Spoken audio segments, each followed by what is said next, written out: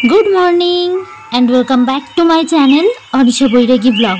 केमन आছেন সকলে? आशा করছি সকলেই ভালো আছেন। আমিও ভালো আছি।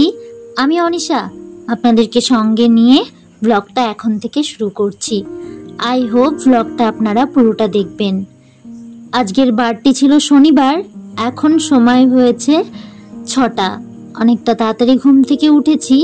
উঠে আগে বাসি কাজগুলো সারছি। বেশ ভালো রোদ্দুর ছিল দেখলাম আজ। সেই ভেবে তাড়াতাড়ি করে ঘুম থেকে উঠে কাজগুলো সেরে ফেলছি। দেখে মনে হচ্ছিল বেশ খানিকটা বেলা হয়ে গেছে।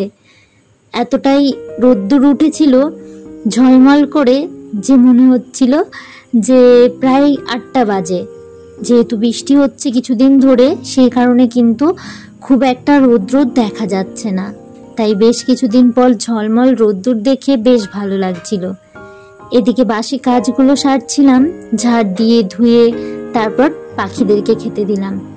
দেন আমি শাটারটা তুলে দিচ্ছি। এদিকে ভাবানের পাপা তো এখনো শুয়ে আছে। উঠলে তো আবারও দৌড়াদৌড়ি শুরু করবে।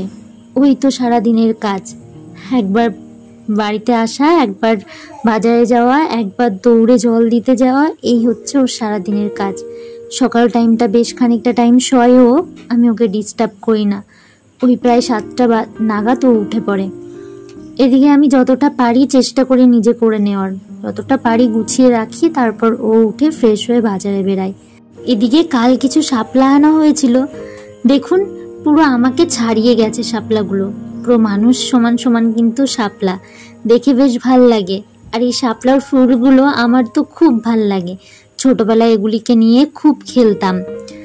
এখন এদিকে সবজিগুলো বের করে দিচ্ছি। আর ছোটবেলায় বলতে আমাদের পুরনো বাড়ি, মানে আমার বাবার জন্মস্থান যেখানে, সেখানে কিন্তু বিল আছে। আর বিলের সামনে প্রচুর এরকম শাপলা ফুটে থাকে। আর আমার দাদু নৌকা নিয়ে নিয়ে তুলে এনে দিত, আর আমরা ওগুলিকে নিয়ে খেলা করতাম। বেশিরভাগ সময়টা আমাদের ওখানে কাটানো হয়নি, তবে যখন যেতাম ওই বাড়িতে খুব আনন্দ করতাম। কয়েকটা দিন খুব আনন্দ করেই কাটাতাম। এদিকে কিছু সবজি আনা হয়েছিল, সেগুলিকে বার করলাম। দেন স্নান সেরে ঠাকুর পুজোটা সেরে নিচ্ছি। ধূপকাঠি প্রদীপ ধরিয়ে নিয়ে এদিকে ঠাকুরের সামনে ফুলগুলো দিয়ে দিচ্ছি। কিছুদিন না খুব একটা ফুল পাওয়া যাচ্ছে না, এই 2-1টা করে ফুল পাচ্ছি। শীত আসলে আবারও তো এই সাদা ফুল পাওয়া যাবে না, তখন আবার কিন্তু গাঁদা ফুল এনে পুজো দিতে হবে। দেন এদিকে ঠাকুরের প্রসাদে দিয়েছিলাম আজ লেবু, মৌসুম্বি লেবু একজন নিয়ে এসেছিলেন, তার থেকেই রেখেছিলাম।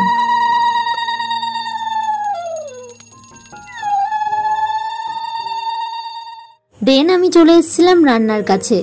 এখানে এসেই আগে বসিয়ে দিচ্ছি চা। বাবানের পাপা বেরাবে বাজারে, তো সেই কারণে ও বলল আগে চা করো, চা খেয়ে বাজারে যাই। সেই মতন আমি এখানে একটু আদা থেতো করে দিয়ে চাটা করছি। লিকার চাই করলাম, দুধ চা আর করলাম না। দেন এদিকে একটি বিস্কুট আমি রিফিল করব, যেহেতু বিস্কুটটা শেষ হয়ে গেছিল। আমি বিস্কুট দিয়ে চা খেতে খুব ভালোবাসি, সেই কারণে এখানে বিস্কুটটা নেওয়া। বাবানের পাপা খুব একটা বিস্কুট খায় না, চা খাই, আমি খাই। আর কোনো দিন হয়তো বাবান খেলো, ওই না হলে আমি কিন্তু খাই। আমার বেশ কয়েকদিন চলে যায় 1 প্যাকেট বিস্কুট। এর থেকে হয়তো 4-5টা বাবানের পাপা খাবে কোনো কারণবশত, ইচ্ছে হলে তাই। আর এদিকে বিস্কুটের কিছু ভাঙা টুকরো ছিল, সেগুলি দিয়ে সকালের চাটা শেষ করব। আর বাবানের পাপাকে আগিয়ে চা দিয়ে এসেছি। দেন এদিকে বাবানের জন্য আনা হয়েছিল একটা জুনিয়র হরলিক্স। ওকে আমি হরলিক্সটা দিই না, কমপ্ল্যানটাই দিই। এখানে অ্যাক্টিভ ব্রেন আছে, হাইগেন আছে, দেন ভ্যানিলা ফ্লেভার ছিল, আর 2 6 মান্থ ছিল, মানে 6 ইয়ার ছিল, সরি। ওর হচ্ছে 2 থেকে 6 বছর পর্যন্ত খাওয়ানো যাবে। তবে বাবানের যেহেতু 3 ইয়ার চলছে, তো সেই কারণে আমি এখন হরলিক্সটা দিচ্ছি। তবে আগে দিতাম না। সবার প্রথমে আমি ওকে হরলিক্স দিতাম, তবে পরে আমি বন্ধ করে দিয়েছিলাম, কারণ হরলিক্সে প্রচুর পরিমাণে চিনি থাকে। তো সেই কারণে বাবানের বাবাকে বলেছিলাম কমপ্ল্যান আনতে, ও নিয়ে এসছে হরলিক্স। ওটা আবার রিটার্ন করবে। আমি বললাম ছাড়ো, রিটার্ন করতে হবে না, আমি ওটাই ওকে খাইয়ে দেব। এদিকে কিছুটা ওল সিদ্ধ আর গাজর সিদ্ধ দিয়ে ভাত বসিয়েছি। আর দেন শাপলাগুলোকে ছাড়িয়ে নিয়েছি। শাপলাগুলো রান্না করব। শাপলাগুলো দেখে মায়ের কথা মনে পড়ছিল, মা বা দিদার কথা মনে পড়ছিল। আমি যেমন আমার মায়ের হাতের রান্না খেতে ভালোবাসি, ঠিক তেমনি আমি আমার দিদার হাতের রান্নাটাও বড্ড ভালোবাসি এবং মিসও করি, কারণ আমার মা কিন্তু দিদা থেকেই শিখেছে, আর আমার দিদার হাতের রান্না আমার কাছে খুবই ভালো লাগে। তো এখানে শাপলা আমি কেটে একটু লবণ মাখিয়ে রাখলাম, জলটা ঝরে যাবে। আর এদিকে কিছু গাজর এনেছিল বাবানের পাপা, কালকেই এনেছিল। গাজরগুলো খুব একটা পাওয়া যায় না এখন, আর পাওয়া গেলেও প্রচুর দাম। তবে এগুলো যদি বাইরে রাখি শুকিয়ে যাবে। আর বাবানকে যেহেতু খাওয়াই আমি গাজরটা, গাজর কুমড়ো এগুলো, তো সেই কারণেও গাজর বেশি করে নিয়ে এসে আমি কিছুটা সরিয়ে রাখলাম ফ্রিজে, যাতে অনেক দিন আমি স্টোর করে খাওয়াতে পারি। এদিকে সর্ষে ফোড়ন, কিছুটা কাঁচা লঙ্কা চিড়ে দিয়ে তার ভিতর দিয়ে দিয়েছি শাপলা। কুচিয়ে রাখা শাপলাগুলো জল ঝরে গেছে, লবণ মাখিয়ে রেখেছিলাম সেটি দিয়ে দিয়েছি। পরিমাণ মতন হলুদ দিয়ে এবার নামিয়ে নিচ্ছি। ভাজা হয়ে গেছে। সর্ষে ফোড়ন দিয়ে এই শাপলা ভাজা কিন্তু বেশ ভালো লাগে। আর আমার দিদা করতো শাপলার বড়া, মানে আমরা বলতাম শাপলার ভেলা, ঠিক ভেলার মতন করে আমার দিদা বানাতো শাপলার বড়া। আমিও ভাবছি একদিন করব, যেদিন করব আপনাদের সঙ্গে শেয়ার করব। এদিকে ডাল বসিয়েছিলাম, ডাল ভেজে ডাল সিদ্ধ হয়ে গেছে। ডালটার ভিতর পরিমাণ মতন জল দিয়ে এখন শুকনো লঙ্কা ও একটু জিরে দিয়ে আমি এখানে ফোড়ন দিয়ে দিচ্ছি ডালটা। আজ বেশ খানিকটা ঘন করেই করেছিলাম, ম্যাক্সিমাম দিন পাতলা করে করি, তবে আজ ঘন করে করেছিলাম। আর এদিকে আমি কুচিয়ে নিচ্ছি শাপলার ফুল। এটা আমি বাপের বাড়িতে কোনোদিনই খাইনি। শাপলার ফুল মূলত মাকে দেখেছি বা যাদের দেখেছি আমাদের ওইদিকে সবাই ফেলে দিয়েছে, তবে শ্বশুর বাড়িতে এসে দেখেছিলাম এখানে শাপলার ফুলের বড়া খাওয়া হয়, ঠিক যেমনটা বক ফুলের বড়া হয় ঠিক তেমনটাই। আমিও ঠিক তেমনি ভাবে এখানে শাপলা ফুলের বড়া করে নিচ্ছি। পরিমাণ মতন বেসন, হলুদ, লঙ্কা কুচিয়ে দিয়ে সেটিকে ভালো করে এখন মাখিয়ে নিয়েছি। খুব একটা মন্দ লাগে না খেতে। প্রথমে একটু ভাবছিলাম ফুলও বুঝি খাওয়া যায় শাপলার, প্রথম যেদিন দেখেছিলাম, তবে খাওয়ার পর বুঝেছিলাম বেশ ভাল লাগে।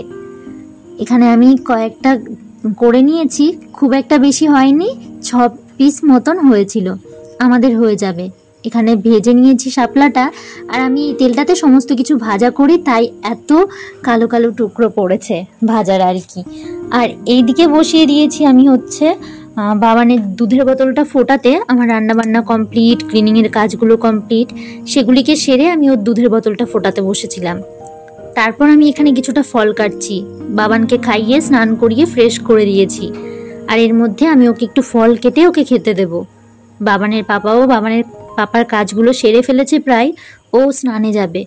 আর আমার স্নান তো সকাল সকাল হয়ে যায়, আর সন্ধ্যার দিকে আমি একটু গা ধুয়ে ঠাকুর পুজোটা দিই, সন্ধ্যাটা দিই। এদিকে অনেকটা লেবু রেখেছিলাম, 12 পিস 50 টাকা ছিল, তো সেই ভেবে রেখেছিলাম। আর একটা বেদানা ছিল, বাবানের পাপা আগের দিন এনেছিল, বা ডালিম, সেটিকে ছাড়িয়ে দিচ্ছি। বাবান মাঝে মধ্যে খেতে চাই এগুলো। আর কিছুটা আঙুর ওকে দিচ্ছি, আর একটা লেবু কেটে দেব। লেবুটা বেশ ভালো মিষ্টি ছিল, খেয়ে দেখেছিলাম বেশ ভালোই মিষ্টি ছিল। প্রথমে ভাবছিলাম হয়তো খুব একটা ভালো হবে না, তবে ওনাকে যেহেতু বলেছিলাম যে আমার বাচ্চা খাবে বা আমার ছেলে খাবে, সেই ভেবে উনি দেখেছিলাম একটু ভালো ভালো দেখেই বেছে দিয়েছিল। আমাকে বলেছিল তুলে নিতে, তবে আমি আর তুলে নিইনি। আমি কিছু একটা কাজ করছিলাম, ওনাকে বলেছিলাম আপনিই তুলে দিন, তবে বাচ্চা খাবে সেই ভেবে দিন। সেই মতন উনি বেশ ভালো দেখেই দিয়েছিল। আর এদিকে ওর জন্য আগে বাটিতে নিয়ে আমি এখানে 2টো মতন পিস করে নিয়েছি, মানে 2টো লেবু আমি আরো টুকরো করে নিয়েছি। এগুলি এখন বাবানের পাপাকে দেব, সঙ্গে আমি 2টো খাবো। দেন সন্ধ্যাবেলা একবারে দেখা আপনাদের সঙ্গে, এর মাঝে কোনো ভিডিও ক্লিপ নেওয়া হয়নি। বসিয়ে দিয়েছি বাবানের দুধটা জালে, প্রতিদিনকার এগুলোর কাজ থাকে আমার সন্ধ্যার পর। তো তারপর আমার এখানে আমি চা বসিয়েছি, দুধ চাই করবো এখন, যেহেতু বেশ কটা দিন দুধ চা খাওয়া হয় না। এখানে তেজপাতা দিয়ে আর একটু আদা থেতো করে দিয়ে তার ভিতর পরিমাণ মতন চা পাতা দিয়ে চাটা ভালো করে ফুটিয়ে নিচ্ছি। জানো তো, চায়ে ঠিক যতটা জাল হবে বা চা যতক্ষণ ধরে ফুটবে, চায়ের কিন্তু টেস্টটা ঠিক ততটাই বেশি হয়ে যায়। এখানে 2টো বিস্কুট নিয়ে চাটা শেষ করব সন্ধ্যার। তবে ভিডিওটা আজ এখানেই রাখছি, দেখা হবে খুব শীঘ্রই নতুন আরো একটি ভিডিও নিয়ে।